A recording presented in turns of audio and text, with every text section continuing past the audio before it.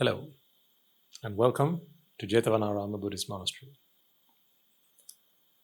Today we meet with an all-new episode on this series of Dhamma talks titled The Buddha's Guide to Happiness. It's entitled that because that's exactly what we're after. We are on the pursuit of happiness. We are seekers of happiness. We are on this journey because we have all understood one truth. This is the reality that although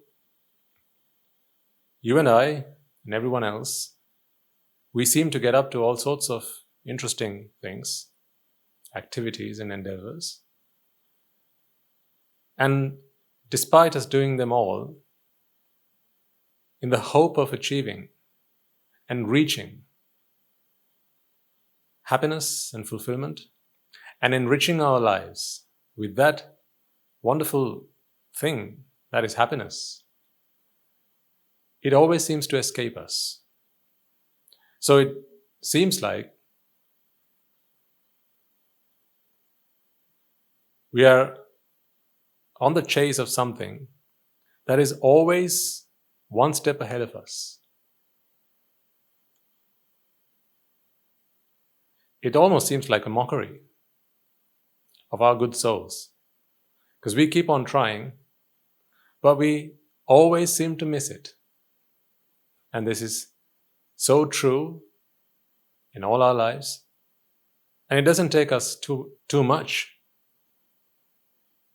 to acknowledge, realize that this is the truth.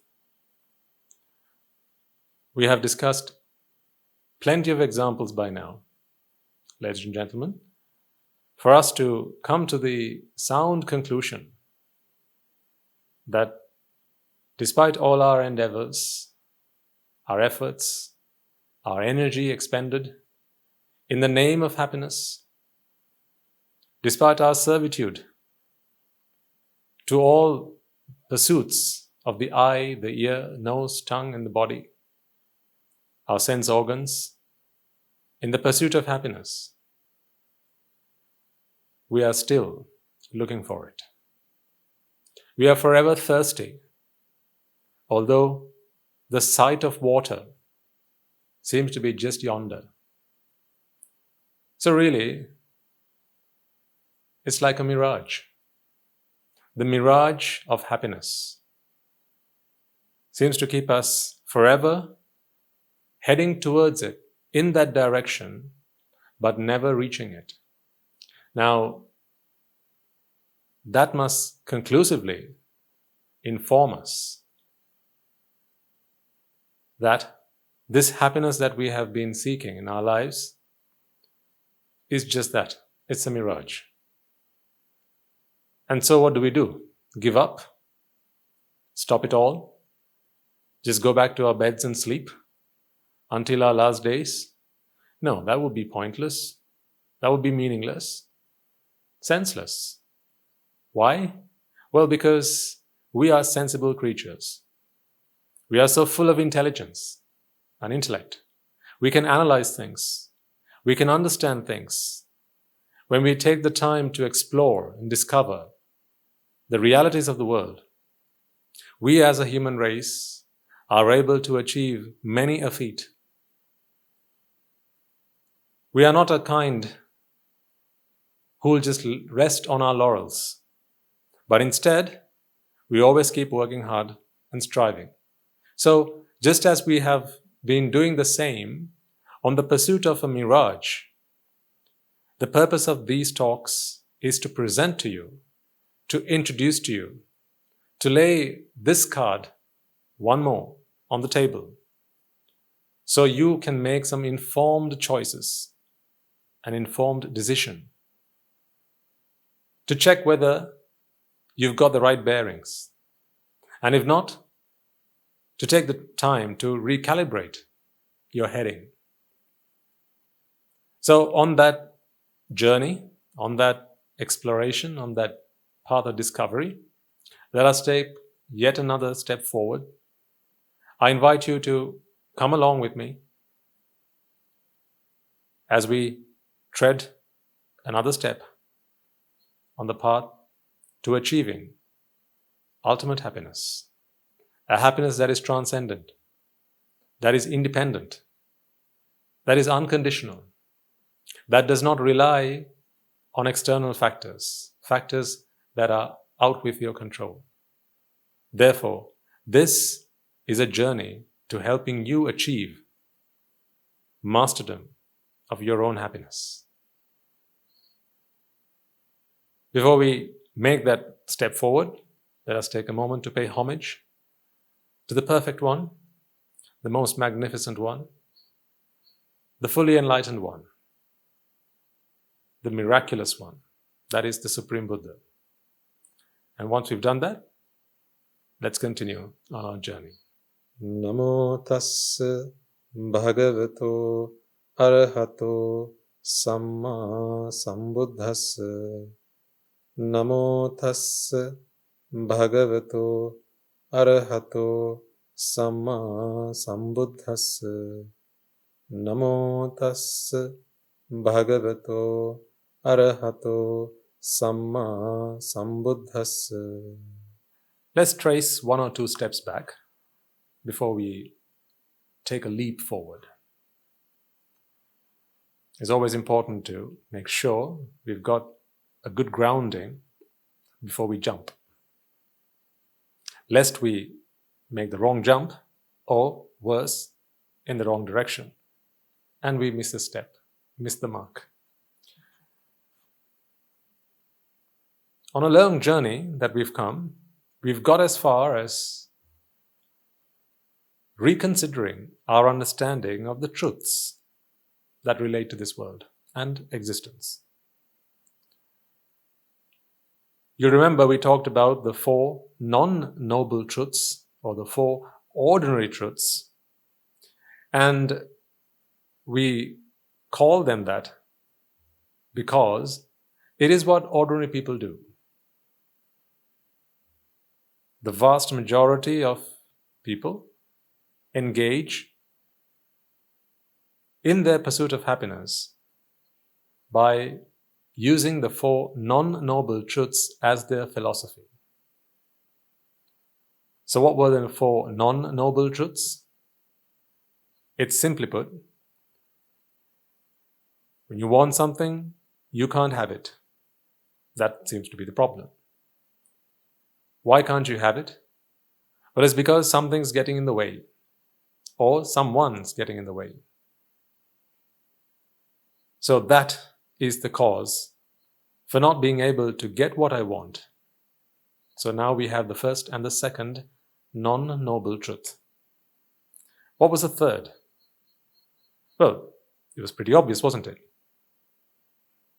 If somehow we were able to get rid of the cause being that which stopped us from getting what we wanted, then, well, simple as, you get what you want. So it is simply that understanding.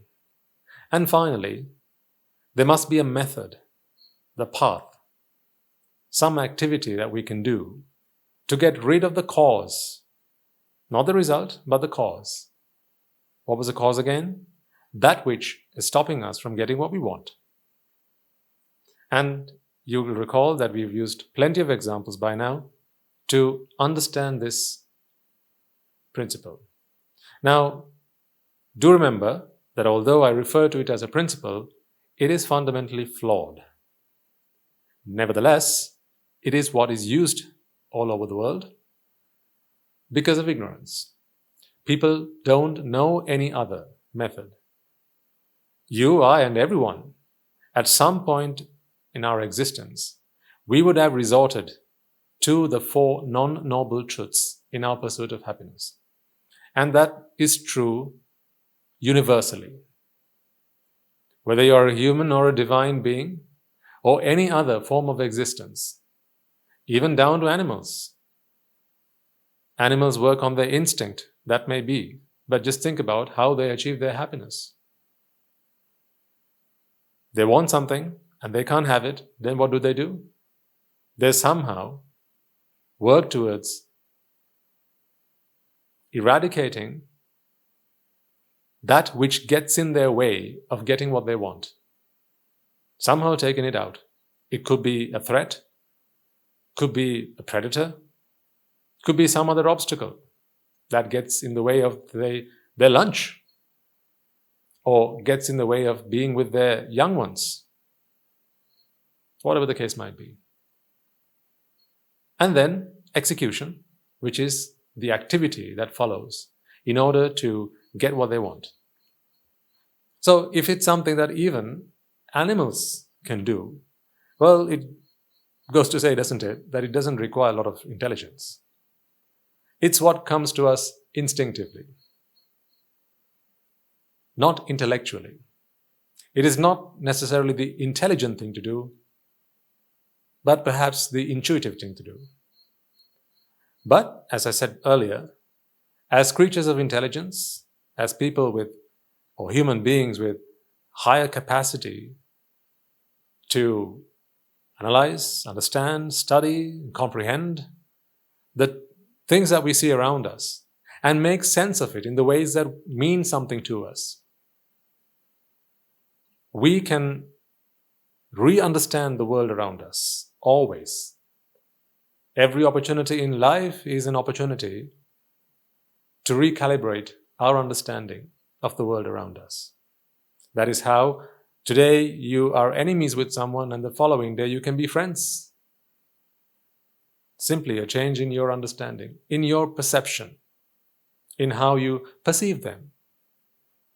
So, in much the same way, I invited you to have a rethink about the methods, the philosophy that you use on your pursuit of happiness. Now, please do remember, and I emphasize this point, I have thus far not asked you, and I don't intend to either, that you should give up all hope of happiness or achieving it. Because that is not our vision. That is not our aim. That is not our goal. The goal remains the same as was earlier. Our purpose remains the same as it was earlier. It's just our philosophy. You're simply changing the set of the sail, not your destination. Why do we do this? Well, it's simply because the set of the sail earlier was not bound to get you to your destination. We know this because we have never truly achieved an everlasting, a never-ending, fulfilling happiness. And you have to admit that. Any level of happiness that you might have achieved has always been very temporary.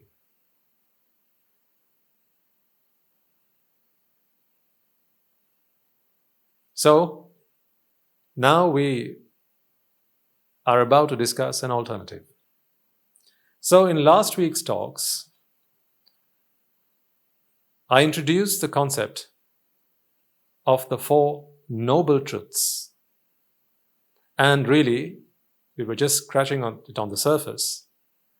And we began to ask ourselves the question, what is so noble about the Four Noble Truths? Why is it noble?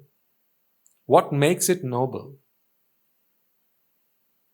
What is the fundamental difference between this and our previous methods and mechanisms that we used to achieve happiness? The nobility in this new philosophy, let me remind you, is that this is a permanent fix to the problem at hand. Once you've done it, you've done it. You don't have to do it twice. What does that mean? What that means is it gets to the root of the problem and fixes it there. Now you know this from your study of various disciplines, worldly affairs and matters, science, physics, business, technology, right? Whenever you are able to find the source of a problem, get to its roots and address it there, that comprehensively eradicates the problem. That is why we call it root cause problem analysis.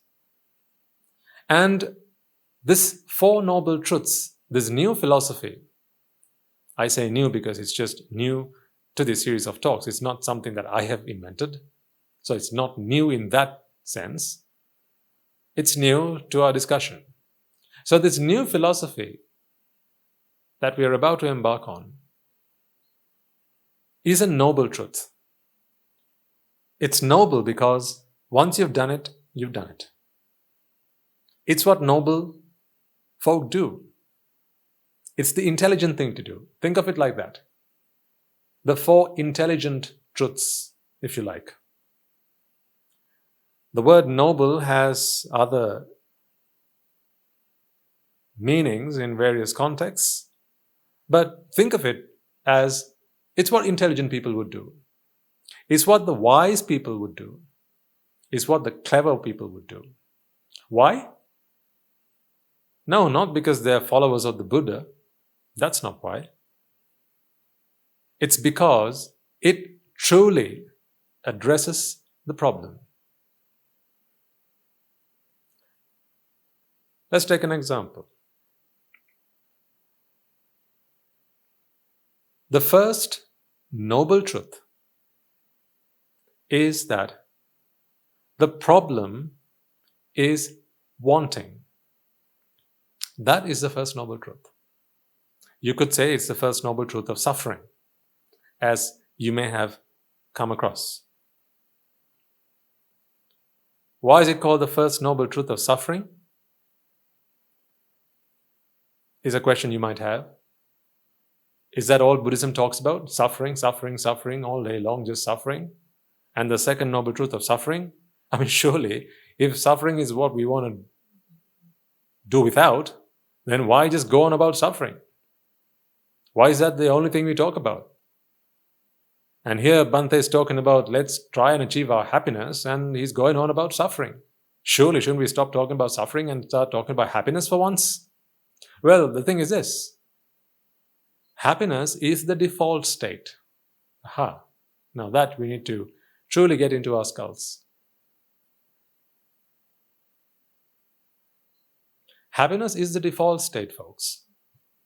Happiness is not something you have to work hard for. Now I know this goes against every fundamental principle that you might have learned about existence, about life, about living.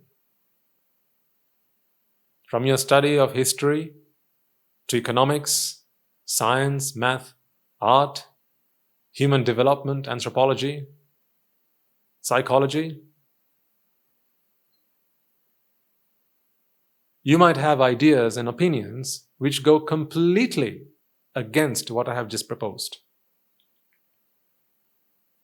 That may seem the case from the outset. But don't be flustered. Don't worry. Just be open-minded. The things that you know are really mostly true. There's only a tiny little adjustment that needs to be made. Most of what you know is true. So you haven't all completely been fooled. So you needn't worry.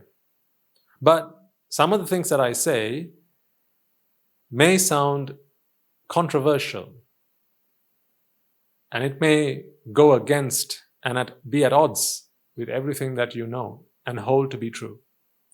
So when I say that happiness is the default state, you might wonder, that can't be true. Surely we have to do something to be happy. Like, for instance, when I want to be happy, I go on holiday, Bhante. So, happiness cannot be the default state, in which case, I could just be at home and be happy. But that doesn't seem to be true. Why on earth then would I be booking my holidays? Saving up money? Booking the flights? Packing the bags? looking up on TripAdvisor, finding the points of interest and good places to go to, good places to dine at, looking up reviews and asking around people. Why would I do that? If, as you suggest, happiness is the default state. I did say this is going to be a paradigm shift in your thinking. Most of what you know is true, but there's just one thing that needs to be tweaked. And that one thing, when tweaked, it may seem like everything has flipped. This is simple and subtle at the same time. So you'll have to bear with me. Well, as you have done and remained with us throughout this series of talks, I invite you to please be patient. Just because this doesn't sound and agree with what you think to be true, I don't think it would be too wise to switch off or think to yourself, pointless, what's he going on about? It doesn't make any sense at all. Bear with me. I promise everything will make sense. Just give it some time and be open-minded. Nothing I have said so far I have said and then expected you to accept with blind faith, have I? Or take at face value, have I? I've always asked you to question everything, challenge everything, and I've even gone as far as asking you to try and prove that what I'm saying is not true, but instead false. Because in trying to prove it false, you realize what you realize.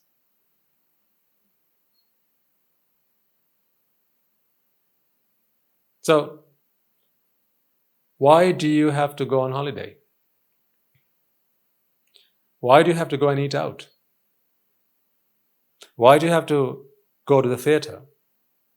Why do you have to go to the gig? Why do you have to be with friends or watch a movie? Get a takeaway. It seems like these are the things that you do to be happy, right? In fact, if you ask someone, what are your hobbies? Who says, just sitting on my backside doing nothing all day? Who says that? No one. Because everyone's got something they do for fun. Right? When people ask, what are your interests? That's some of the things they ask when they get to know each other, right? Hey, who are you? What's your name? How old are you? Where are you from? What do you do? And then, what are your hobbies? What does it mean, what are your hobbies? It means, what do you do for fun? That when you're bored, what do you get up to? When just life doesn't seem worthwhile living, what gets you excited? What gets you back up on your feet? When you're on a downer. Now, these are the things that we call hobbies. So, it seems to have been inculcated in our minds that we always have to do something to be happy. Either playing the piano, reading a book, playing games, listening to music, are some of the other examples among the ones that I mentioned earlier. And therefore, you look forward to the weekend, don't you? What are the two most favorite days of your week? Your weekend, why is that? Well, it's because you get to do the things that you want. You get to do the things that you like. You get to do the things that make you, happy. So therefore, you struggle to agree with me that happiness can be the default state. Doesn't sound right. Can happiness be the default state? And why is it the noble truths always have a suffering at the end of it? Any book you read on Buddhism will have this. What are the 4 noble truths? Look it up in any book you find and it'll say, the first noble truth of happiness? Oh no, it'll say the first noble truth of suffering. Here we go again, suffering, suffering, suffering. I'm not here for suffering. Why should I find out about the truth of suffering? Who does that?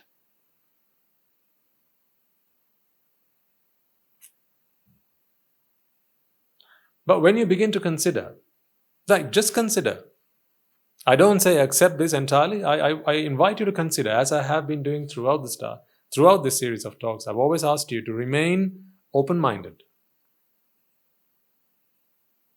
That you promised me, that you shall remain open-minded. That is all I ask for. Oh, and you test these principles in the lab of life. Remain open-minded, take these principles with you and test them in the lab of your life. And then you decide for yourself whether these things add up or not. So why is it the noble truth of suffering? Now see, when you consider that happiness is the default state, now it makes sense, doesn't it?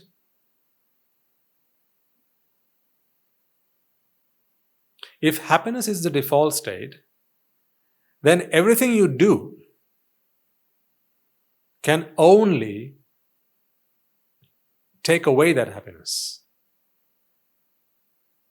What do you think about that? Just take a moment to allow that to sink. If happiness is the default state, then everything you do can only take away that happiness. Whereas on the other hand, if suffering is the default state, then everything you do should make you happy. Now, as you can see, these are worlds apart. They seem like one philosophy is the mirror image of the other. Why? Entirely opposite. You stand in front of the mirror and raise your right arm. Which arm goes up in the mirror? The left.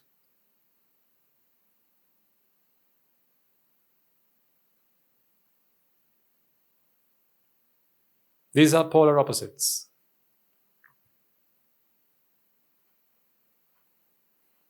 That is why I ask you to remain open-minded and please consider.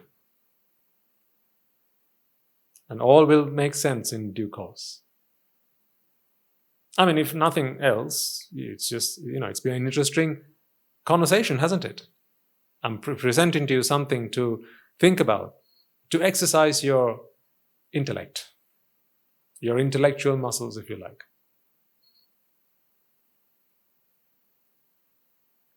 So, getting back to the point, if something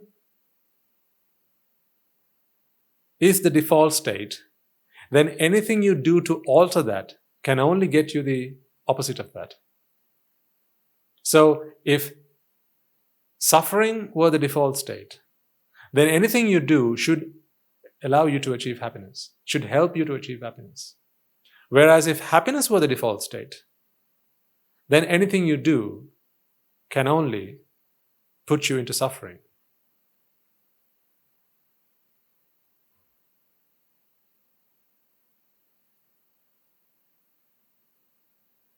Now, take a moment and ponder over this question. You look forward to the weekend, right? Why? Because you can do some of the things that we just mentioned. Like going out, being with friends, having a party, barbecue, going fishing, having a beer, going to the pub, going to a musical, all sorts. So you look forward to the weekend. You look forward to the weekend so that you can do these things that make you what? Make you happy. So if you have to do things to make you happy, what would be the state if you didn't do those things? What's that I hear you say? Suffering, right?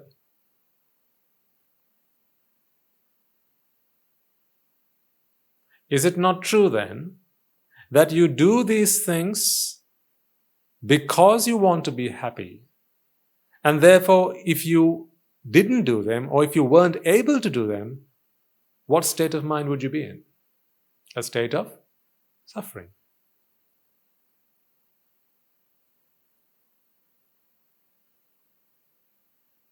So therefore, it seems like the default state is suffering.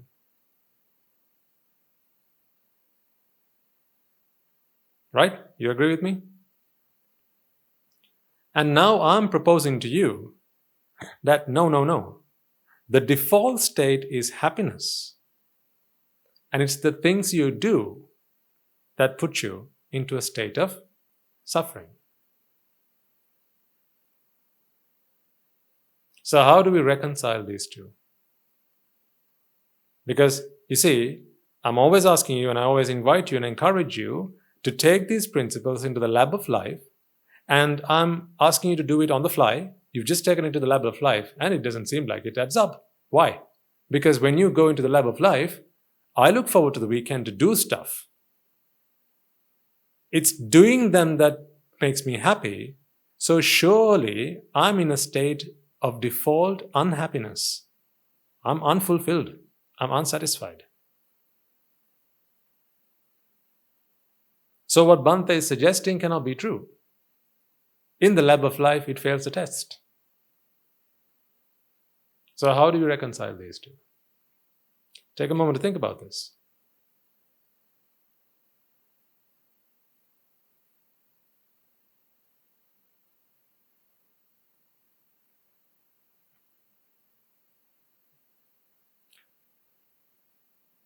Let's assume for a moment that the default state were happiness, right? I'm developing a hypothesis here. Let's assume that the default state were happiness. Now, you don't have to agree and accept this, because in the lab of life, it has failed the test, right? But I'm just asking you to assume that for a moment, that happiness is the default state.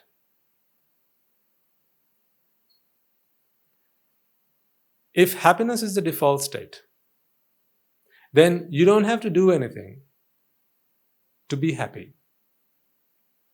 Would you agree? If happiness were the default state, then you don't have to do anything to be happy. So surely anything you do can only put you into suffering.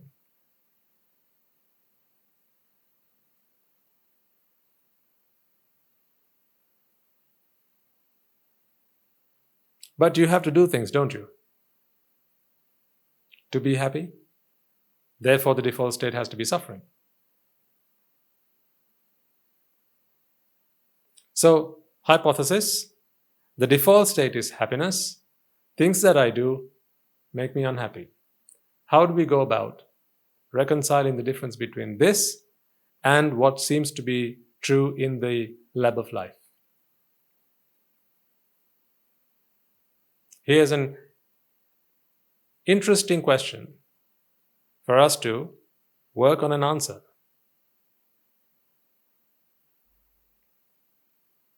Have the things you've been doing brought you a forever happiness?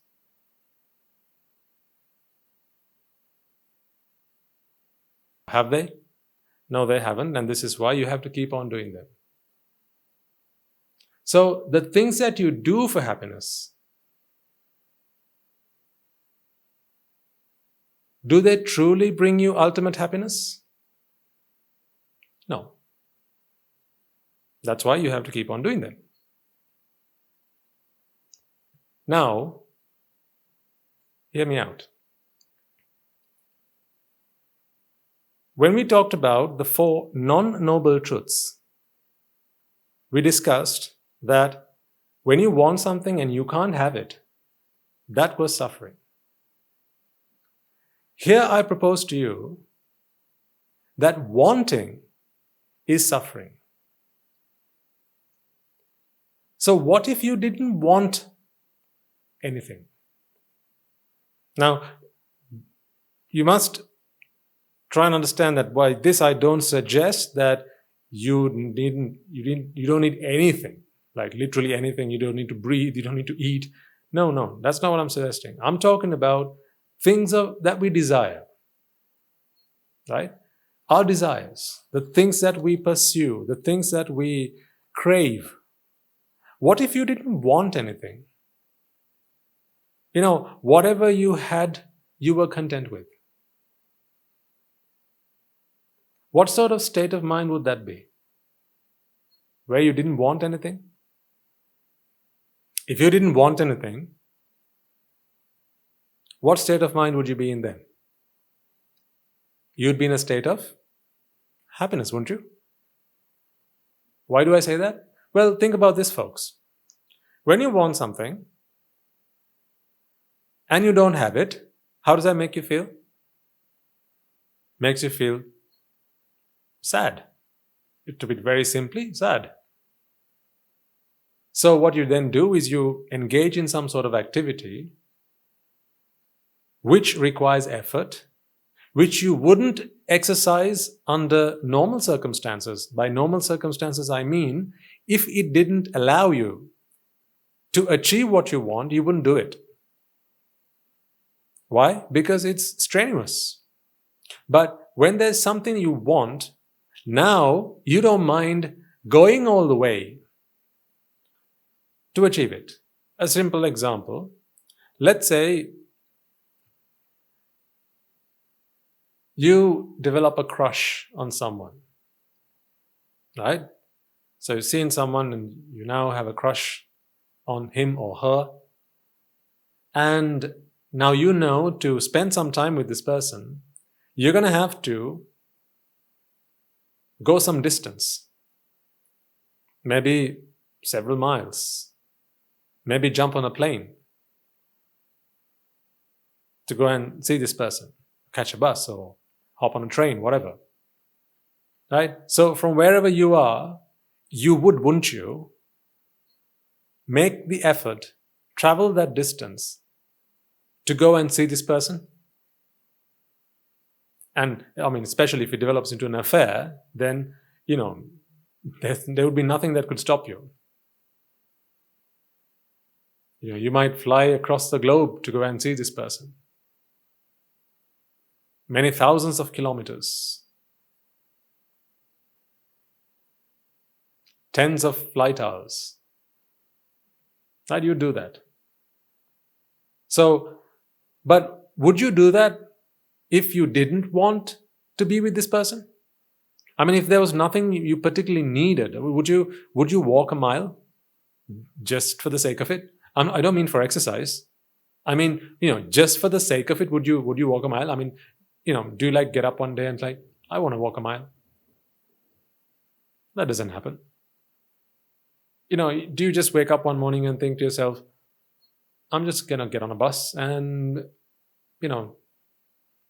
travel a few stops and then cross the road, hop on the bus that's traveling the other direction, and I'm going to come back home? Do you do that? No one does that. That would be insane. You'd only do that with purpose. That purpose would be acquiring the desire or acquiring your heart's desire. Whatever it is your heart desires, you would engage in activity to acquire that which you desire.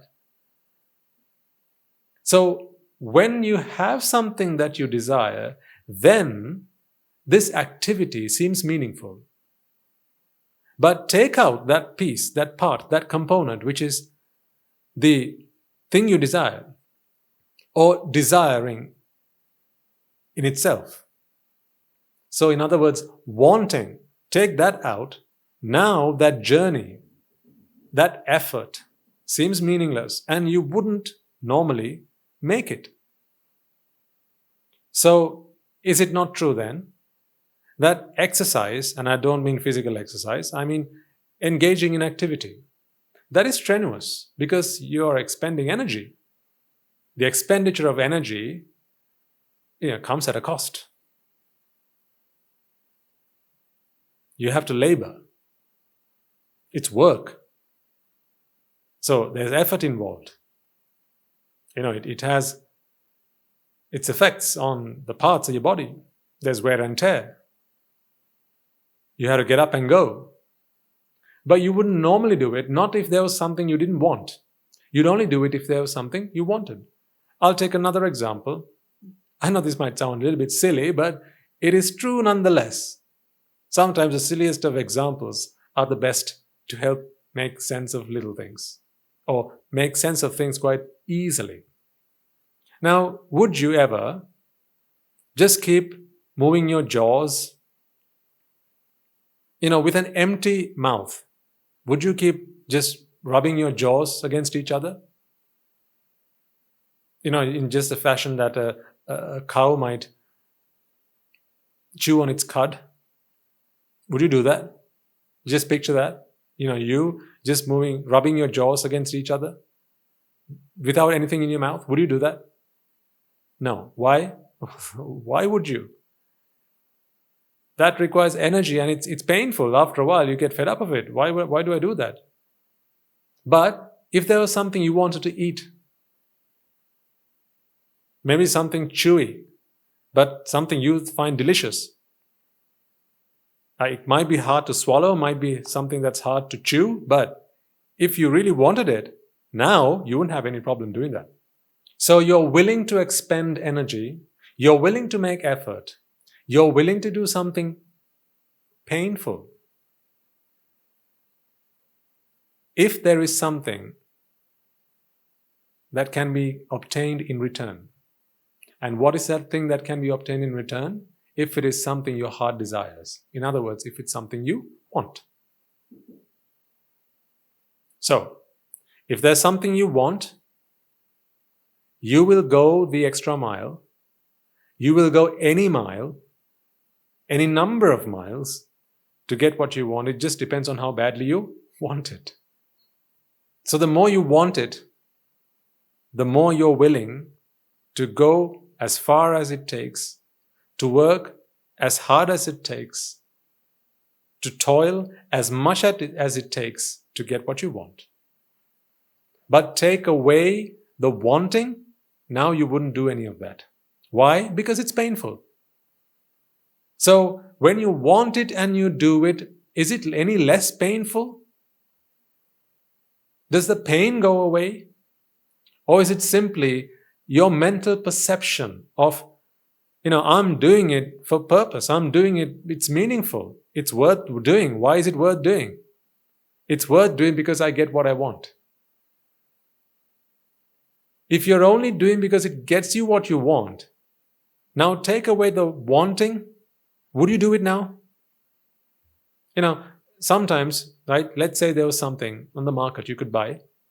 You go and say, that's not worth it. You look at the price tag and say, that's not worth it. It's not worth it. But, the very next guy will come and pay whatever it says on there and maybe even more. Perhaps they're willing to pay even more to buy it. So when you say it's not worth it, what do you really mean? I worked so hard to earn this money that I have with me, and I'm not willing to part with it. Not for this price. I don't want to work that hard to get this. But the next guy is willing to work perhaps even twice as hard to get the same thing. Why? Because it's simply a case of perception. What's trash to one is treasure to another.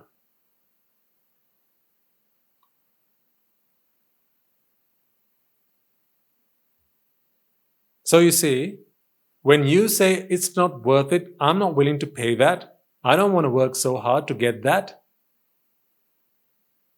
Right? Say, for instance, your boss, your employer said, if you work 10 nights at a stretch, right, you could get an extra week off. Now you'll be sat there wondering, do I not? Is it worth it? Is the question you'll ask yourself. There's no push. It's your choice. You work 10 nights at a stretch, so you're going to be doing overtime, and in return you'll get a week off. You might decide, nah, I don't want that. Not to be away from my family, not for 10 nights as a stretch. I don't want to do that. I want to be with my family. I want to be with my kids. I want to play with them. I want to watch TV, put my feet up and just, chillax. Don't want to do that, you might say. But the next guy might think, yes, I've been waiting for an extra week off. I've used up all my holiday and I was just looking for another week, and now I've got this chance. 10 nights, give me 20, I'll work it. If you're going to give me an extra week off, hell yeah, he'll say. Why? The difference being, there's something that you don't want or don't want as much, whereas the other guy wants it badly. Take away the want, effort becomes painful.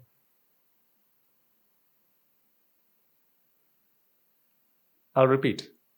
Take away the want, effort is painful. Put back the wanting in place, now it seems worth it. You don't break a sweat.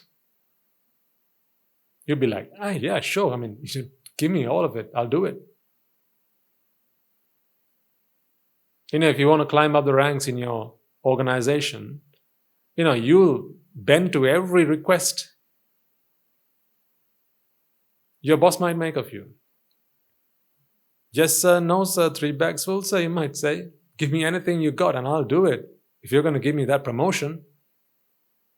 But if there's another guy, he's not interested in a promotion, he just wants the money, and he's quite comfortable in his job. He's not all that career driven. He's quite comfortable where he is. Sometimes when an opportunity comes knocking on his door, he'll be like, nah, pass, I don't want that. I'm quite happy the way I am. Why? Because to him, he doesn't want what you want.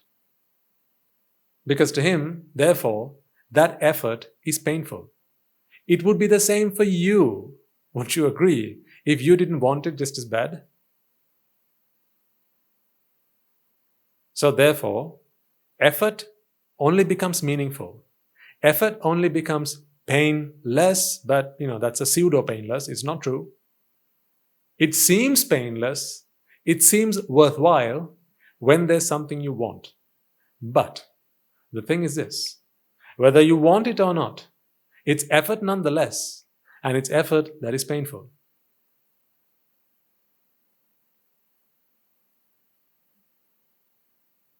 If you had to carry a ton of bricks to save your kid's life, wouldn't you at least try? Don't take it literally, a ton of bricks, who can do that?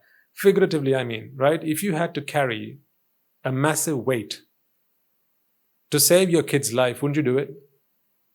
But would the guy next door do it? Not for his kid, for your kid. Would he do it? Probably not. Why not? Because there's something that he doesn't want, but you want. But are the bricks any lighter on your shoulders? Is it any heavier on his shoulders? It's the same weight. Just because you want something and he doesn't, does that mean the bricks are lighter or heavier? No, they weigh exactly the same. So the burden is just the same. The effort required is just the same. It's just as painful. It's just as expensive.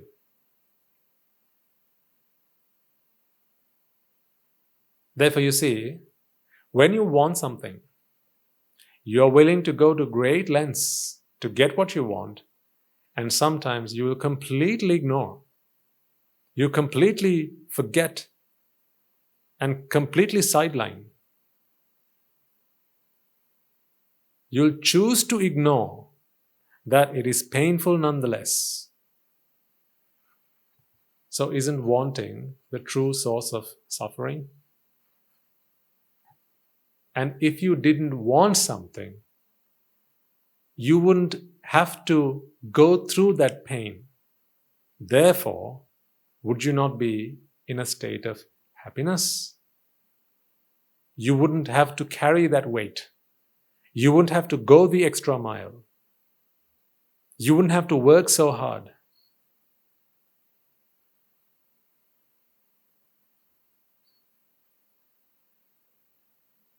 Are you with me?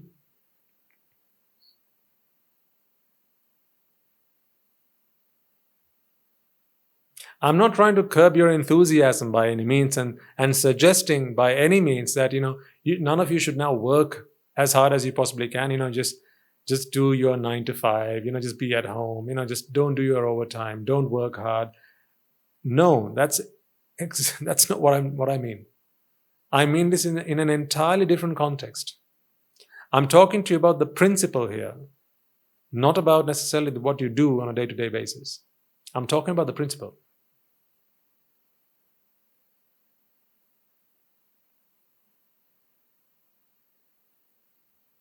So don't take this at the superficial level. Go deeper and think about the principle of it, folks. Think about the principle. Extra work, hard work, extra toiling, labor, all of this is required because you want something, right? What happens every year when they release the new iPhone? There's a long queue of people,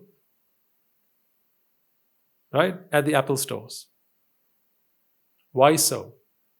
Why have I never queued up outside an iPhone store or an Apple store? Because I never wanted it. That's why. But there are people who are willing to queue for days on, waiting or for the doors to open so that they could go and grab their phone. And maybe they want the first one. It just depends on what people want. So, you might walk past an Apple store, and if you're not the kind of guy who buys into the Apple, ecosystem, or if you're not an Apple person, you might look at that and go, what are these people thinking? Surely, life must mean more than queuing up outside an Apple store. By the way, I've got nothing against Apple or anything like that. I'm just saying, and I'm just using an example. Okay, Android phone, right? If you've got anything against that, who cares, right? I'm talking about the point here, the principle here. You might look at a queue of people outside a store,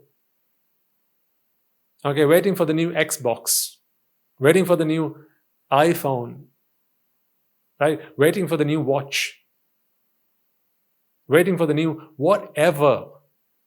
And you'll ask yourself the question, what's got into these people? Are they nuts? You might ask that question if it didn't feel the same to you, if you didn't want it just as much. So you see, they're willing to go the extra mile, they're willing to queue up for days on when there's something they want. But you, because you don't have that wanting, you'll stand aside and you'll look at them and go, gosh, that's painful. Look at that guy. It's snowing. It's chilling. It's cold outside. It's raining. And look at that guy. He's under a blanket and he's been there for 3 days. Waiting for launch day. Geez, what's up with him? You'll ask this question. You'll ask this question because you don't know what it means like, what it feels like to want an iPhone so bad that you're willing to queue 3 days outside an Apple store. But to him, it's worth it. He might even queue up a whole week, if that is how badly he wants it. Now, imagine there was no wanting. Look at you. Okay, use that example. You don't want the iPhone. That guy wants the iPhone. He's willing to go through that pain to get what he wants. You don't want it, therefore you don't have to go through that pain. So if you didn't want something, would you go through pain? Would you have to subject yourself to pain if you didn't want that? That meaning anything? You can substitute iPhone with absolutely anything. Would you have to go through that pain? Would a mother have to go through all that pain if she didn't want a kid? The pain of labor, the pain of carrying that child in her womb for 10 long months? I'm just saying, if a mother didn't want a kid, would she have to do that? No, she wouldn't. Like if there are any among you who don't want kids, you might even use that as an argument. Geez, I've seen what mothers have to go through. I know what my mother must have gone through to have me. I wouldn't want to put myself through that. You might think to yourself, it's only because you don't want it, whatever that it is. So when you don't want something, then you understand, then you see through a fresh light, a new perspective, a different perspective about the effort that someone has to make to get what they want, but you don't. And then you make your own judgment and you say, that's a lot of pain. Don't want to go through that. But to that person who wants it, it seems worthwhile. But does that make it any less heavier? Does that make labor any less painful?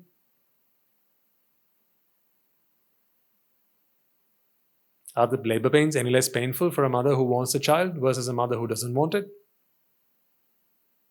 No, they're just as painful. The ton of bricks is the ton of bricks. It's a ton of bricks. It's a ton of bricks. It's a ton of bricks. It's always a ton.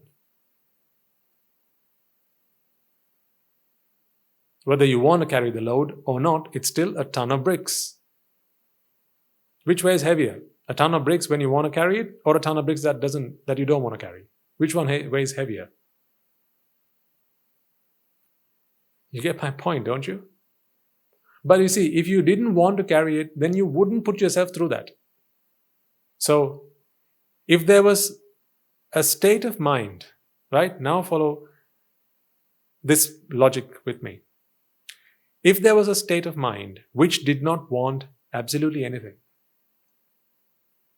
Okay, I'll take one step back just to help make things more meaningful to you. Imagine all you needed was what you needed for your sustenance. So that would be food, clothes, meds, and shelter. Just these 4 things. What were they? Food, medicines, clothes, and shelter. The 4 things that you would need for your sustenance. Just to be alive.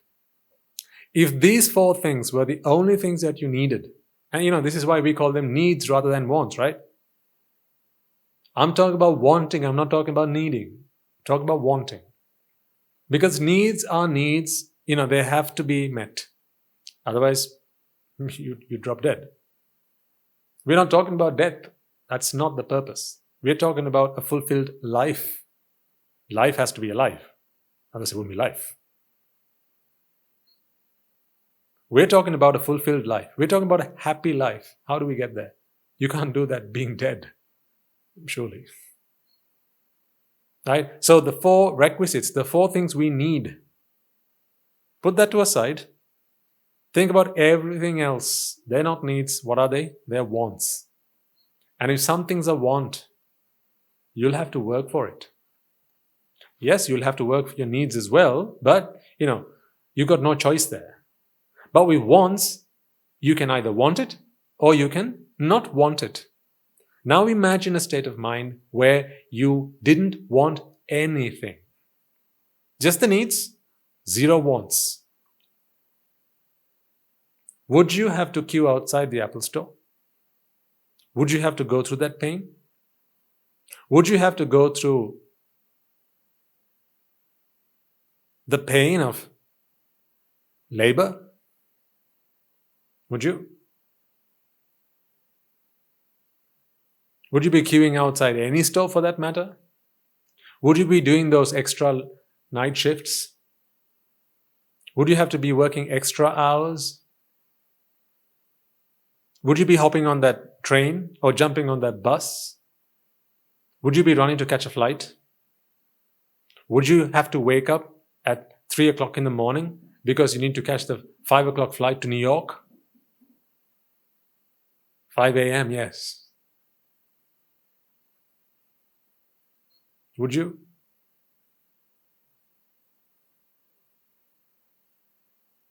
And if you didn't want a new car, would you? If you didn't want a new bike,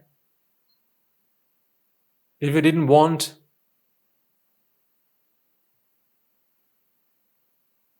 a new sofa, a new wallpaper.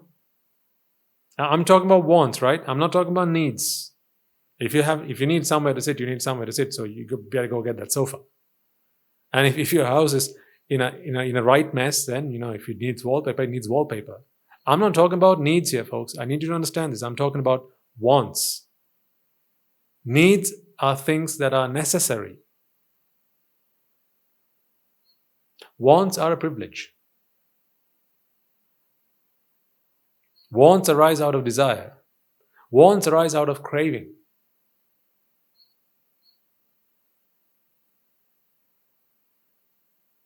Wants are whims and fancies.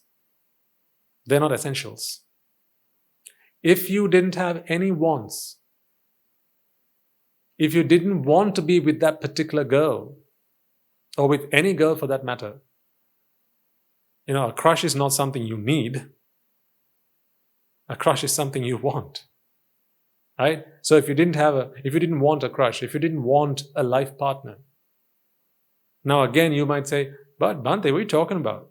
Right? For a fulfilling life, you need a life partner. Really?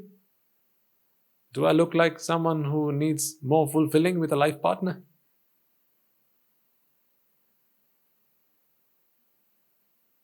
No, these are all wants, folks. Have you not known anyone living without a partner and living a fulfilled life?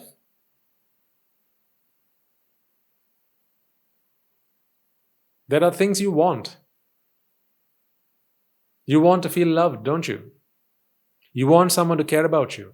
Do you need love or do you want love?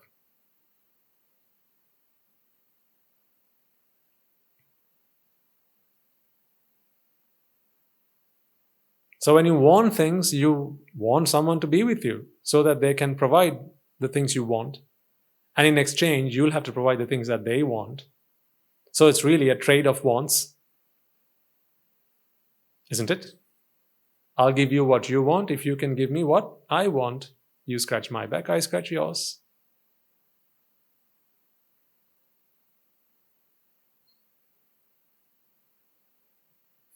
What are you thinking? Whoa, Bhante, you're taking this too far. Is that what you're thinking? No, but it's the truth, isn't it? Think about it. When you want something, you'll have to go a long length, a long distance to get what you want.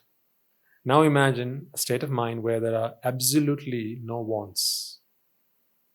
Then you'll not have to engage in any of that hard work. No toil, no labor, no strenuous activity, no overtime, no carrying those bricks on your shoulders, no weary muscles, no heartaches, no headaches, no backaches, no leg aches, no aches, full stop. Right? So all of that wouldn't be there. And if all of that wouldn't be there, then what are you in a state of? That would be a state of happiness, wouldn't it? That's why I said happiness is the default state. It's only when you begin to want something, you are now beginning to impact that default state of happiness. Now you might ask, well, Bhante, but how can we not want things? I mean, we want things, right? I want people, I want my wife, I want my children, I want this, I want that. How can you even suggest that how do I stop wanting? Well, first, I need you to understand that it is wanting that brings you this suffering. It is wanting that takes you away from the default state of happiness. So if you can at least imagine, right? At least imagine for the time being, and we'll continue our discussion as to, if it is even possible, how do we get there, right? Is this all just theoretical? Practically, is this even possible? We'll get there, but for the time being, that's why I said a hypothesis for now. If you can imagine a state of mind, imagine you with zero wants. You have needs. And we satisfy every need you have, the 4 requisites, nothing more. You can't tell me anything more than this is a need. Food, shelter, clothes and medicines. This is all you need for your sustenance. Anything else is a want. If you can imagine yourself to not have any wants, absolutely no wants, zero wants, what would your state of mind be like? All that hard work, gone. Sleepless nights, gone. Heartaches, gone. Headaches, gone.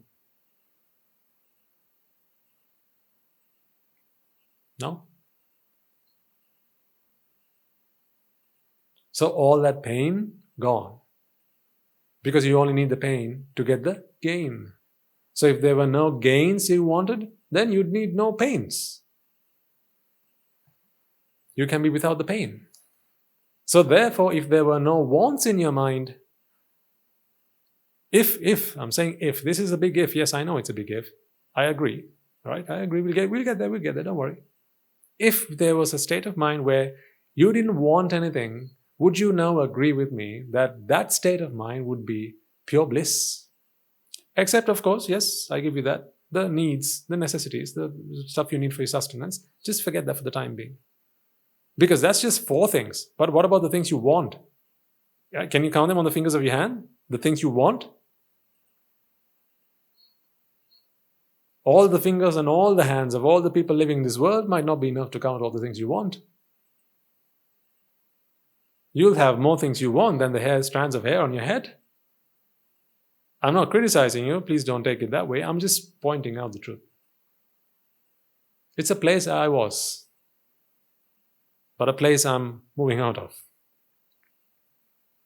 So I'm presenting these ideas to you only because I want you to think about them. As I said, please remain open-minded.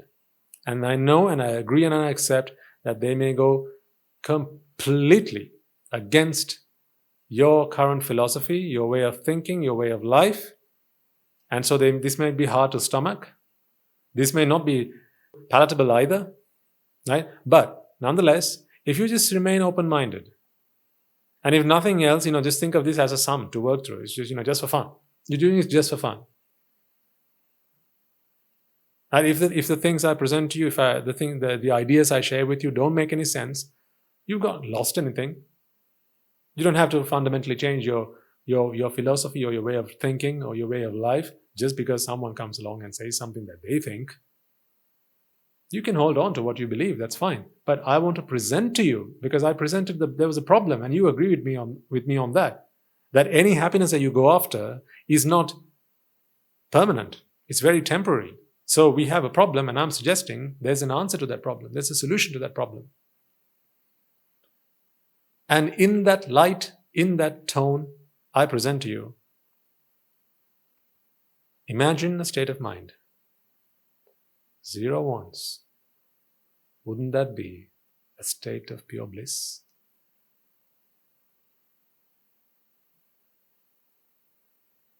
Wouldn't that be a state of happiness? Now, if wanting was something that we had to do, if it was artificial, if wanting was something that was created in our minds by some sort of mechanism, we'll get to that later, then you got to admit that there would have been a time in our minds where there were no wants. It only needs you to go back to your childhood to ask yourself, well, actually, that's true. There were days like that where in my childhood, I didn't want so many things as I do today. So you can imagine this time in your childhood, at least. There was a time in your life where you didn't want all the things you want today, where your wants are simple and easily satisfiable. So imagine that. So therefore, then you can imagine a state of mind where someone has 0 wants. Now, wouldn't you agree then? That would be a state of happiness.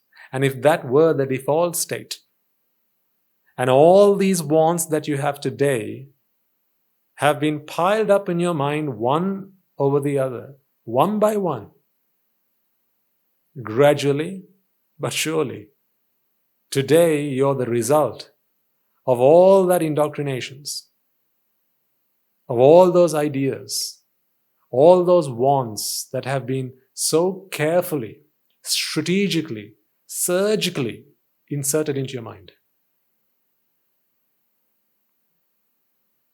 All that has happened through a very carefully crafted mechanism. I'll get to that later. So for today, I want to leave you with this. I invite you to, again, open your mind, be open-minded, and think about these concepts that we have discussed. Don't fall into your predispositions. Please be open-minded. I invite you to do this and remain open-minded, because I feel if you do that, you will really get the essence of what I have to share with you folks. And I want to give you this. I really want to. Because I want you to have what I want today. What is that? A method, a mechanism, a way, an experience of unconditional happiness, where nothing in this world can shake it. So I want to leave you with that. I want to leave you with the ideas we've discussed today.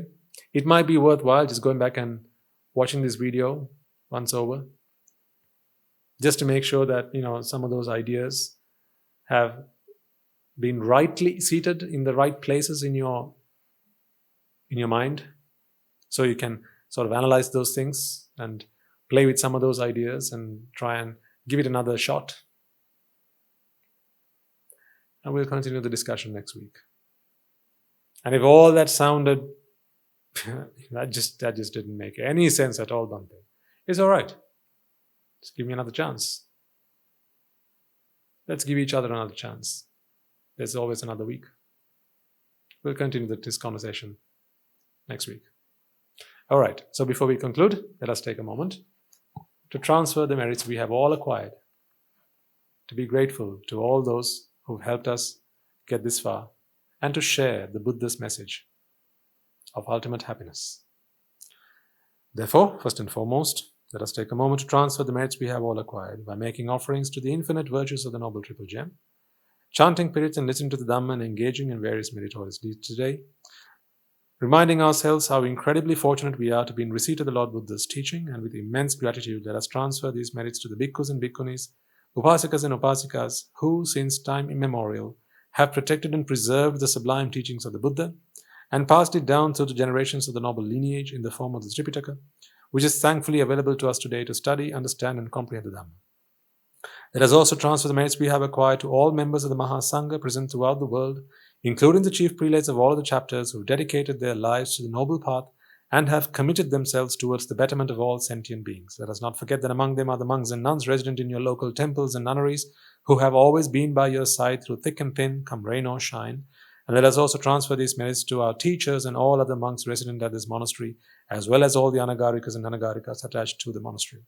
Let us also take a moment to transfer these merits and express our gratitude to those who make great efforts to disseminate the teachings of the Buddha, be that by transliterating these sermons, sharing them out with others, and inviting others to join them. And may, through the power of these merits, if any of them have been born in the woeful plane, redeem themselves and be born in the blissful plane. May, through the power of these merits, they abstain from the unmeritorious deeds, fulfill the meritorious deeds, fulfill the Noble Eightfold Path, and attain the supreme bliss of Nibbana. Sadhu, sadhu, sadhu. Let us also transfer the merits that we have all acquired to our devotees and friends of the monastery, who, for the sake of merits, continue to sustain the Mahasangha. This includes everyone from those of you who have contributed to the construction of the monastery, and to those of you who have provided the Mahasangha with shelter, arms, robes, and medicines, as well as those who have passed on their know-how and continue to extend their well-wishes. May, through the power of these merits, they abstain from the unmeritorious deeds, fulfill the meritorious deeds, fulfill the Noble Eightfold Path, and attain the supreme bliss of Nibbana. Sadhu, sadhu, sadhu. Let us also take a moment to transfer merits to our mothers and fathers, husbands and wives, brothers and sisters, sons and daughters, grandparents, uncles, aunts, cousins, nephews, and nieces, our elders, friends and acquaintances, employers and employees, and to all those who have helped us and supported us, assisted us in any way, shape, or form. By the power of these merits, may they be healed of any physical and mental ailments and overcome any obstacles to their spiritual progress. May they abstain from the unmeritorious deeds, fulfill the meritorious deeds, fulfill the Noble Eightfold Path, and attain the supreme bliss of Nibbana. Sadhu, sadhu, sadhu. Let us also take a moment to transfer merits to the Devas and Brahmas, spirits and demons, and primarily the Sakadevas, as well as all the numerous gods and deities, who are committed to protect and fulfill the Sambuddhasasana. It is also transmitted to our guardian deities who keep a watchful eye over us and keep us out of harm's way. And may to the power of these merits they prosper in divine power and wisdom. May they abstain from the unmeritorious deeds, fulfill the meritorious deeds, fulfill the noble eightfold path, and attain the supreme bliss of Nibbana. Sadhu, sadhu, sadhu. Let us also take a moment to transfer merits to our ancestors who have predeceased us, to all who have been our families and friends and acquaintances in this long journey in samsara, and those who have helped and supported us and assisted us in every way they could. Let us also transfer merits to the members of the armed forces as well as the police force who have sacrificed their lives to protect the peace and harmony of our nations, and may all those who lost their lives in the war, be their friend or foe, rejoice in the merits that we have acquired today.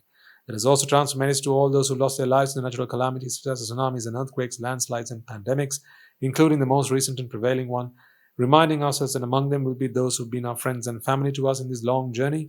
Let us take a moment to transfer merits to them, and may to the power of these merits, if any of them have been born in the woeful plains, redeem themselves and be born in the blissful plane. May they abstain from the unmeritorious deeds, fulfill the meritorious deeds, fulfill the noble eightfold path, and attain the supreme bliss of Nibbana. Sadhu, sadhu, sadhu. And finally, let us all resolve that may to the power and blessings of all the merits we have acquired throughout the day, we be able to witness the advent of many hundreds of thousands of arahants on this blessed land. And finally, may to the power of all the merits we have acquired today, you and I, and everyone who has helped make this program a success, become an Arahatan Vahanse, an Arahat Mehenin Vahanse in this very life and in the era of the Gautama Supreme Buddha itself. Sadhu, sadhu, sadhu. And on that note, we will conclude today's talk. Looking forward to speaking to you again next week. May the blessings of the Noble Triple Gem be with you all.